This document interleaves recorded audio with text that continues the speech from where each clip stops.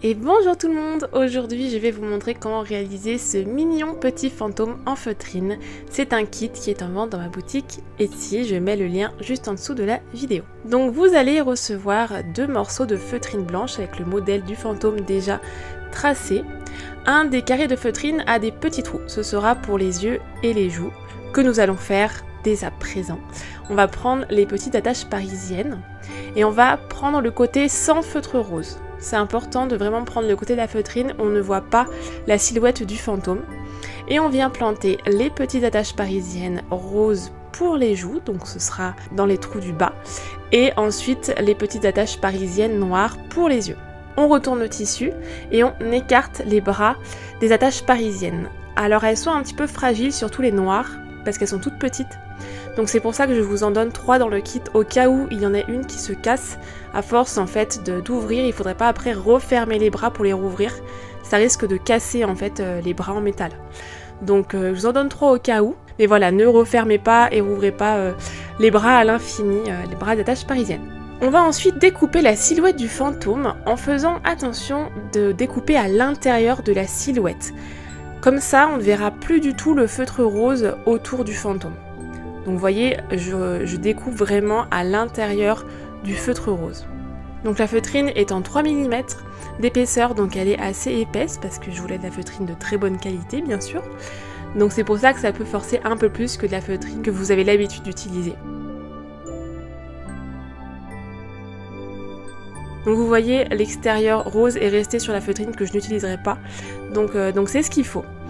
Donc je vais découper ensuite la deuxième silhouette du fantôme. Donc pareil, je découpe vraiment à l'intérieur de la silhouette.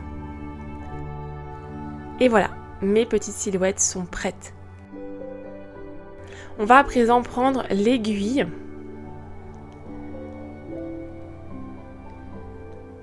Et on va faire le sourire. Donc pour cela, je vais prendre le fil noir qui est sur mon petit carton.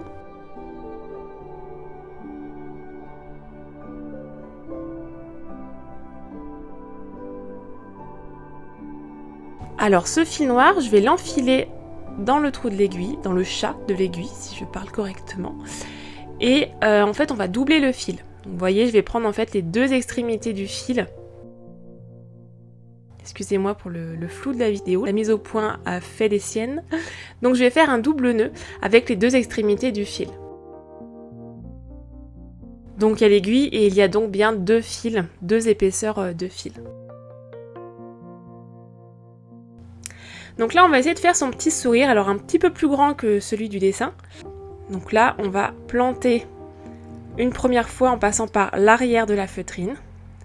On fait un petit trait vers le cœur de la feutrine et on va faire le même en symétrie de l'autre côté. En commençant par le point du bas cette fois-ci. On remonte. Et ensuite on va faire le dernier trait qui va en fait relier ces 2 points, ces 2 traits pardon. Donc on repasse par le point, le deuxième point qu'on a fait, exactement au même endroit, et on passe à l'opposé pour avoir un joli petit sourire. Voilà. Donc le sourire est fait, on va pouvoir découper le petit fil noir et faire un double nœud pour terminer le sourire. On découpe ce qui dépasse de trop. Alors là, je vais vous montrer avec une feutrine de violette foncé pour bien que vous voyez en fait le point de feston, il s'appelle comme ça, pour que ce soit sur des couleurs bien contrastées parce qu'après, ce sera fil blanc sur feutrine blanche et j'ai peur de ne pas être très claire dans mes explications visuelles. Donc je vais vous montrer ça avec de la feutrine violette foncé et un fil blanc. Donc voilà, donc comme pour le fil noir, vous voyez j'ai doublé le fil et j'ai fait un double nœud avec les 2 extrémités. Donc on va commencer par écarter un petit peu la feutrine et on passe à travers une des épaisseurs de feutrine par l'intérieur. On laisse ce qui dépasse pour après, pour nouer en fait une fois qu'on aura fait le tour de la forme. Ensuite je vais passer dans les 2 épaisseurs de feutrine en repassant au même endroit que le premier point.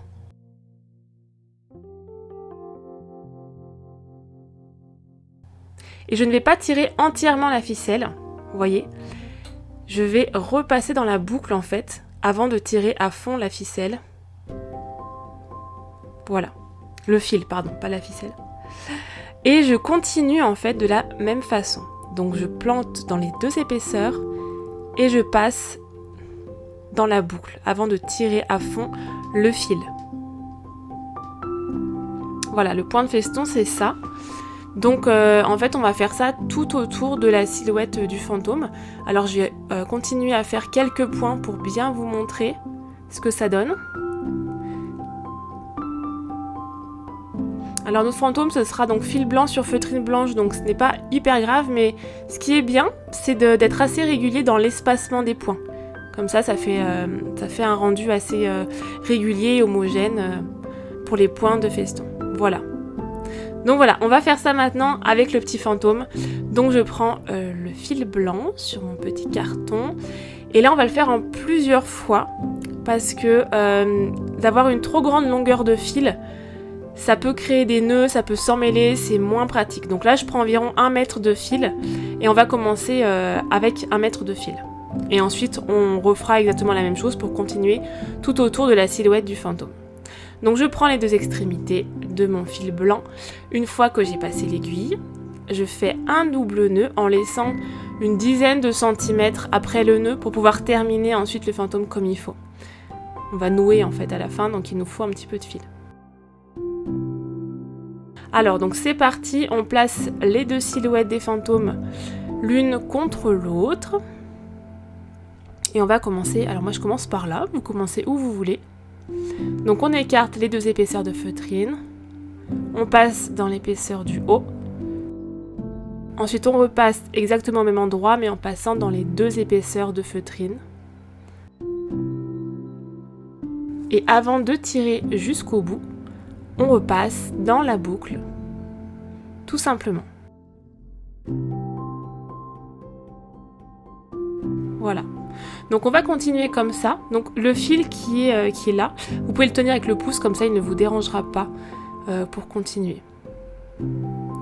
Donc je continue le point de feston.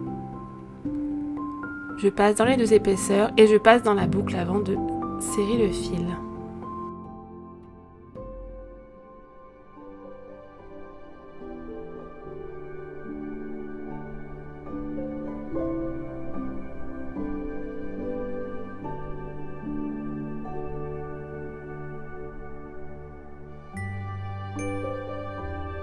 Quand le fil devient trop court, environ 15-20 cm, on va donc découper, enlever l'aiguille et on va faire de même. Donc on va raccorder en fait avec un nouveau fil.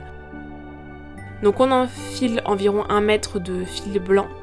Vous pouvez prendre plus ou moins, hein, ça dépend de la difficulté que vous voulez avoir. Mais s'il y a trop de fil, je trouve qu'il y a beaucoup de risques que ça s'en mêle après.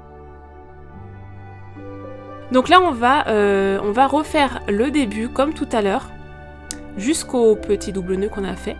Et là en fait on va nouer le vieux fil avec le nouveau pour enchaîner en fait notre point de feston tout autour de la silhouette du fantôme.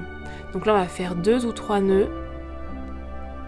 On découpe ce qui dépasse, mais on laisse un petit peu de longueur, comme ça on va venir cacher les fils à l'intérieur. Voilà. Ils seront à l'intérieur, ils seront cachés, on verra pas du tout de petits bouts de fil qui dépassent. Et là on continue. Donc pour le premier point, on repasse par le premier point en prenant les 2 épaisseurs de feutrine et on continue le point de feston comme tout à l'heure, tout autour de la silhouette. Donc là, j'ai déjà plus beaucoup de longueur, donc je reprépare encore 50 cm à peu près de fil pour terminer le fantôme. Donc pareil, je double le fil, je fais un double nœud à l'extrémité, je passe dans une seule épaisseur à l'intérieur.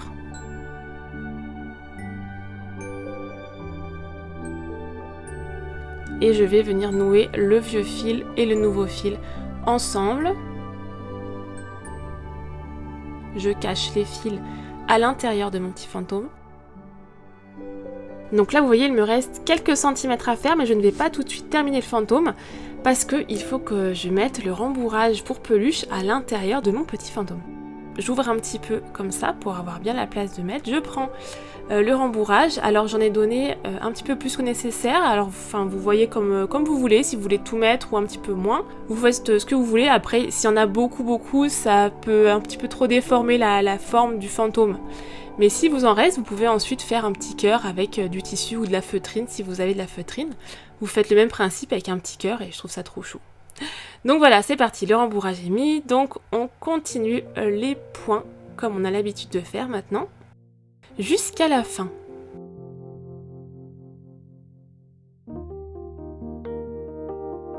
Voilà, et alors ici, on ne va pas enlever l'aiguille, on va la laisser. Et on va faire un double nœud ou un triple nœud comme vous voulez. Désolée, j'étais un petit peu hors cadre pour le premier nœud. Voilà, donc j'en ai fait 3 nœuds, voilà. En fait, on va donc découper le fil qui dépasse, le fil qui est sans l'aiguille, en fait, on va le couper pratiquement à ras. Et ensuite, avec l'aiguille, on va venir planter dans le fantôme en passant par-dessus ce petit bout de fil qui nous reste, qu'on vient de couper. Et on va planter l'aiguille en la faisant ressortir n'importe où sur le fantôme. Donc là, ça a piégé le petit fil qu'on vient de couper. Et surtout, on va tirer, découper et le fil va se perdre à l'intérieur du fantôme. Voilà, comme ça, la finition est propre. Et on n'a plus qu'à lui mettre le petit cœur dans la main avec cette petite pince à linge. Et le fantôme est prêt. Il peut aller se coucher dans sa petite boîte. Voilà, j'espère que ce petit kit vous a plu. N'hésitez pas à aller faire un tour dans la boutique pour voir s'il en reste et pour voir les autres kits créatifs. À bientôt!